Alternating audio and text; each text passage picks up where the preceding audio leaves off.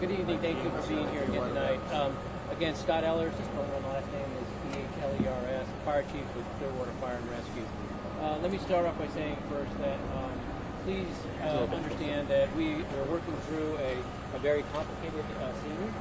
There's going to be a lot of agencies that are here and are going to be responding in to help coordinate in the investigation of actually what happened. So we're limited on some of the information we can provide, but we'll do our best to get to the right up-to-date information. Earlier this evening at 7:08 p.m., we received from the fire department report of a structure fire here in Bayside Estates, which is all known for a long time as Japanese Gardens. It's a very large mobile home park. Simultaneously, the ARF units or the aircraft units out of Clearwater St. Pete Airport also received a note of response regarding an aircraft that had some trouble. During that conversation with their tower lost it off the radar and at 3 miles north of the runway, and some of the ARP units responded this way when they saw the fire. Our units got on scene at 1908, 1915 or 7:15 was our initial units on scene, and the aircraft response vehicles were right behind them. That's critical because those aircraft response vehicles are designed to put larger fires out, and that was a critical component of maintaining this mobile home park to what we kept it to. The crews did a phenomenal job of getting the fire knocked down very quickly, and it ensued several structures.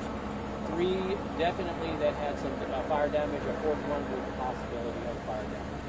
The aircraft was found in the one structure, predominantly right in that one structure. We are working through right now the element of trying to get to the hot spots, but also to try and get to fatalities. I can confirm that we have several fatalities, both from the aircraft and within the mobile home. We're still working to make sure that there is no additional, and it's limited to what we do know right now. As we continue, we'll provide that information. Along with us is Clearwater Police Department, the Sheriff's Office, the Airport Authority, the NTSB, the FAA are all responding as well, because at one point we need to switch from what we're doing of search and rescue as well as fire control into a investigative mode, and that goes to law enforcement. And that's pretty much it. I will turn it over to Andy, who will probably be able to provide some more of that. Good evening, everyone. I'm Aaron Gandy, Chief of Police in the City of Clearwater. Last name is G-A-N-D-Y. In a case of this nature, my units responded to the scene to support Clearwater Fire Department because we were reported as a single structure fire and then eventually involving several trailers in an aircraft crash.